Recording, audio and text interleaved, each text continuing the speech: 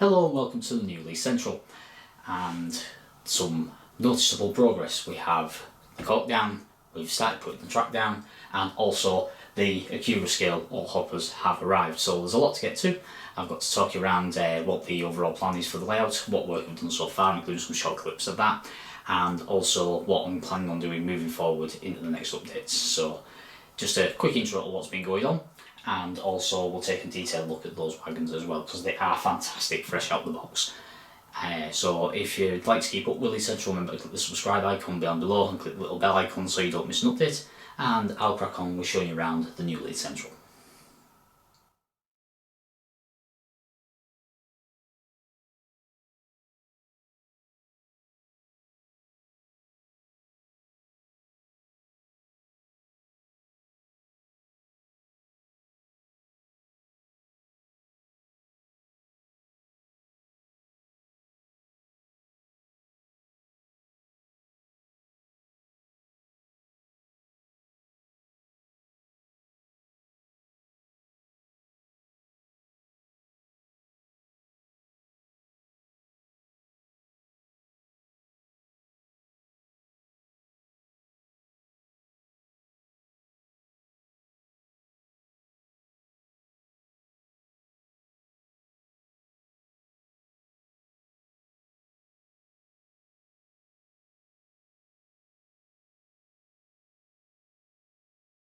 Right, so the new Leith Central is basically a layout of two halves. The first half being this here, the town and station scene. As you can see, where the 37 and the Accurascale rake is forming the main run round, and then platform 1, 2, 3, or I might number them 1, 2, 3, I haven't decided yet, forming the main station area, and then a small town scene on this area here.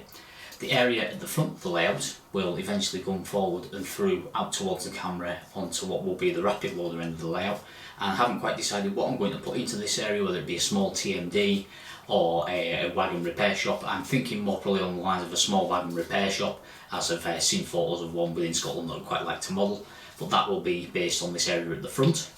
The aim is to electrify the station end, as I have ordered the Accurascale Class 92, and I would quite like an excuse to run it in on the test set, or whether it be a small wagons for repair that have come off the front of an enterprise working at Moss End. I'll find a reason to run a 92 on Leith Central. Whether the Central stays as part of the name is something else, is another part of it, as I've actually moved the base of the layout further inland up the Firth of Forth towards the Silver Knobs area of Edinburgh. Using what I'll get to on the second board is something from the western side of Scotland, but also I'm wanting to keep a more eastern side of things. As you've probably seen, my bus collection is mostly of the eastern side of things, so my road transport is Scotland East, so to save having to wholesale replace all of that, but wanting to use something from the west, I've used a bit of modeller's licence and decided there was an ore facility on both coasts of Scotland.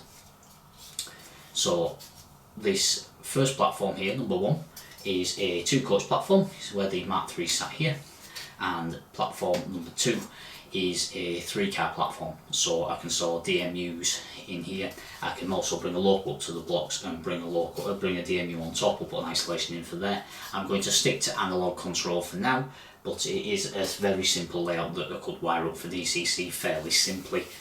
Then platform 3 will take will be able to run around 4 coaches, and I have checked it by going right up to the buffer end. You can fit the full ScotRail push-pull set in, only just as it does block off platforms 1 and 2, but you can still get a train in and out of the run round loop with one sat in, with that full set sat in there. So I can still run that full rake I've got if it is a push, and it probably won't happen in real life, but I can get that set out to play if I'd like to.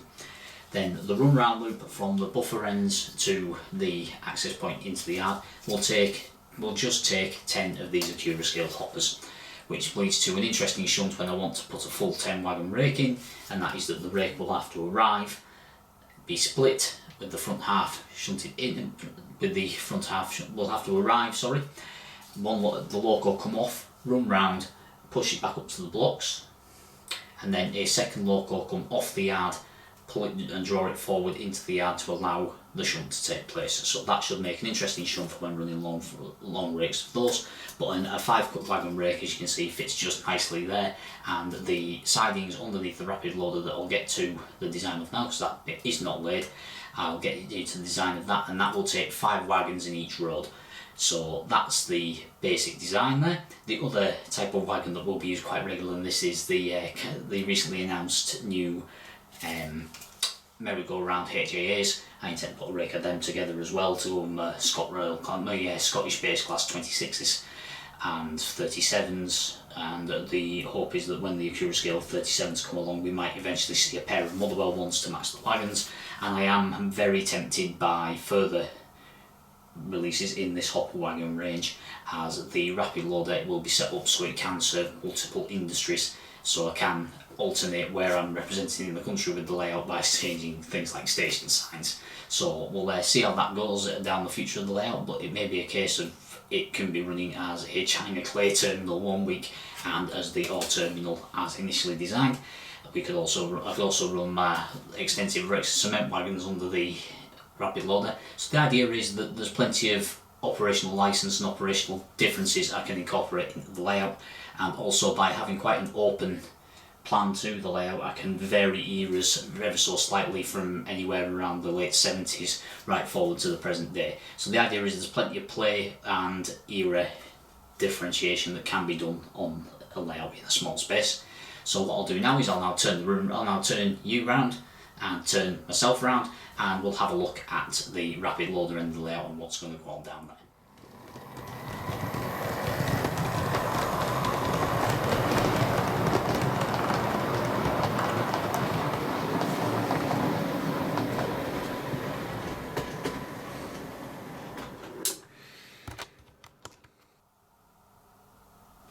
Okay, so this, pardon the more mess on this end of the board as I have focused on laying and wiring the first board that I've just talked you through, but this will form the rapid loader end of the layout. As you can see here, I've got the entrance into the fiddle yard laid, which will be a three-track fiddle yard, and the idea is that you should be able to run the layout with 4 trains in operation and with plenty of play factor incorporated in the front of the board. First thing I'll talk you through is the bridge from the station throttle Leith Central actually forms a nice scenic break between the two areas of the new layout, so I'll be keeping that bridge. There'll be a little bit of tatting and sprucing up work done, like there's people falling over, there's the odd paving slab needs replacing, and some of the walls need repainting, it needs incorporated into the area properly, but that will become part of the new layout. And I'm also looking to incorporate the old wall mounted signal box somewhere into the new layout, but I am planning for overhead line equipment on the new layout, so we'll see how it incorporates with that first. We'll have a look at the heights and things and install that when we get to it. I've put this little piece of back seam here, mainly because just to get my height for the back seam, and that is just the right length, that's just screwed in place. Now the back seam will then continue here along the back of the rapid loader, because the aim is to make the rapid loader actually function, so I can actually load the wagons through the back of the rapid loader. It is drawn out here, it is going to be quite a large building, whereas on the old Leith Central the main focus and focal point was going to be the overall roof. This will be a large focal point. I wanted a large building focal point on any layout or model, so that rapid loader will become that large focal point. Scale wise it will be smaller than the one that is at Hunterston, but if I wanted that it would have taken up the whole boards and I would have just had some long sidings and I wouldn't be able to train any trains running. So there will be a 3-road rapid loader here, served by this point ladder. There will then be a head shunt at the back over there, which will run through to the head shunt at the station end, and there will be either a small industry, as I mentioned on the previous board, or a small TMD in the area here, and that also leads to varying shunts you can do. The power supplies are at this tunnel mouth here, is the main line's power supply, and the power supply for the yard will be at the run round at the far end of the first board. That way it can power any of the siding area here. So that gives me the option to run passenger trains in and out while shunting in the yard at the same time. And one thing I might look to do down the road, if I can play with the controls and get myself used to the electronics of it, is I might set up a shuttle between platform 1 and the fiddle yard to have a unit running in and out while I'm shunting on the back of, well, what will be the front, because I'm actually at what will be the back of the layout, because the other thing that's changed with the layout now is it is collapsible, and it would be I would be able to take it to other locations. The idea was to make the layout mobile. It was very difficult to make the old Leith Central mobile, so this has been built very much with that in mind, with track joints aligning at baseboard joins and such like, and sort of again hidden board joints with the bridge hiding the baseboard joint. So we'll have a look at some of this track going down, and then I'll get to talking you through the new arrivals that are the fantastic Accurascale ore hoppers.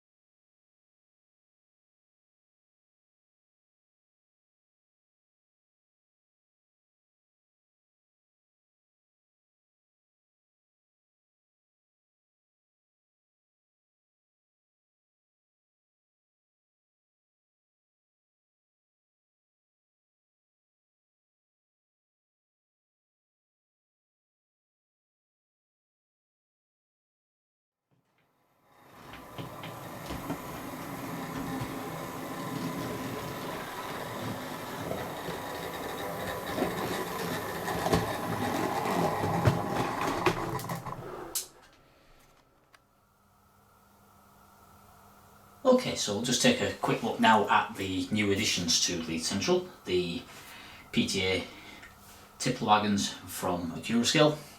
These are a highly anticipated model for me. I've had them on pre-order since they were first announced, and I've ordered myself the outer set and inner set in the original grey and orange livery. I've got the two buffer fitted ones in front of me here, but I just wanted to show you quickly this presentation box they come in, because it is a really nice touch from Accurascale, with the box being magnetically shut. It feels chunky and secure, and then you open it up to your stack of wagons there. These I haven't had out the protective film yet, but you can see that the full rake of wagons is there, presentable. Once you remove the protective film, it's just a nice way of presenting the wagons even when they're not on the layout, which I think is a really nice touch from Accurascale. It's simple packaging, but it's solid packaging.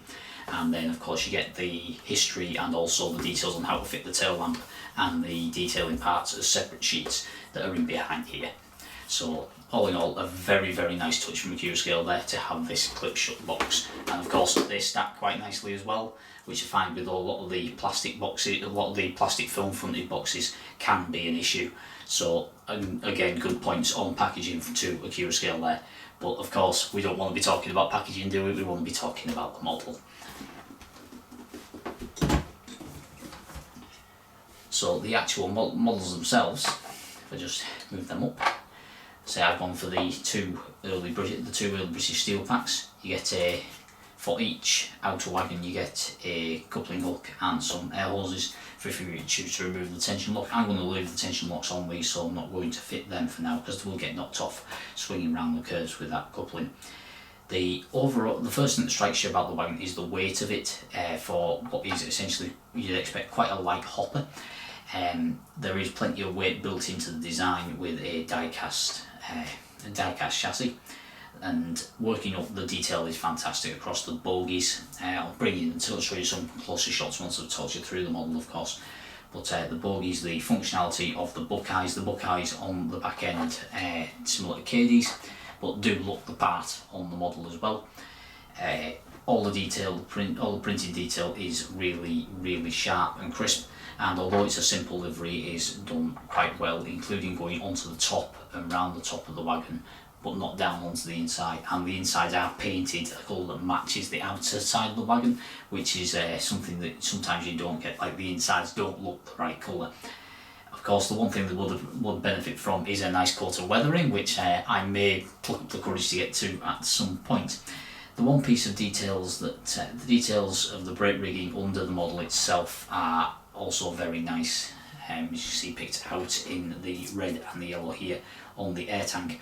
The piping and everything is really nicely modelled, and although it is, as I say, it's a simple wagon, but it's what details that are there to model Accurascale has got absolutely spot on.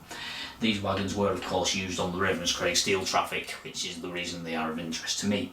But of course you get a full history with the wagon, so I won't bore you taking through the history of the real thing, because Accurascale provided a nice little plotted history of where the wagons came from and what they've done over their career, which is well worth a read, and it's shown in quite a nice presentation page as you get with most Accurascale wagon releases, with the exploded diagram of the wagon on the back, which shows you detailed and numbered parts for each part of the wagon if ever you do choose to take it to pieces. This is for the outer wagon.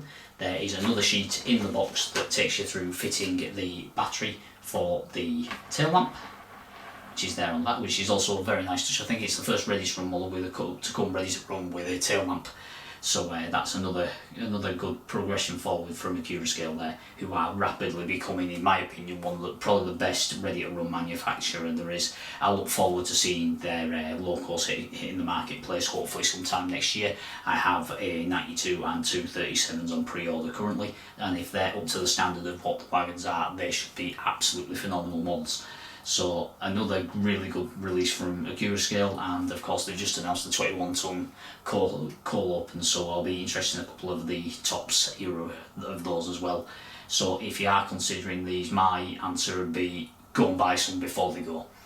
I know with the Cadillac steel wagons recently that a lot of people saw the reviews and wanted some and they were gone, so my recommendation on these is get them while you can. I know Accurascale have done reruns of some of their older releases, but they do tend to sell well, and I have a feeling that these wagons will be no different.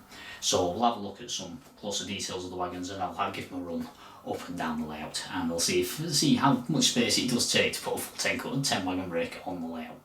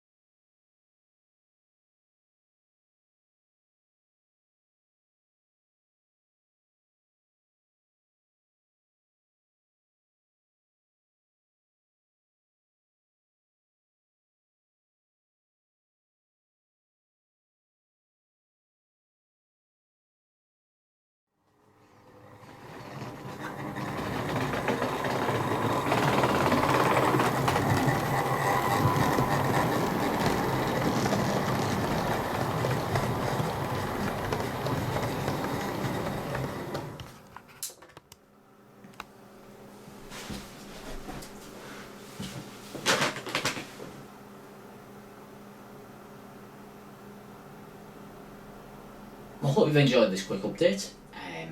We'll be getting to laying the rest of the track and looking at some building designs over the next couple of updates, and also having more of a play with the new Accurascale hoppers.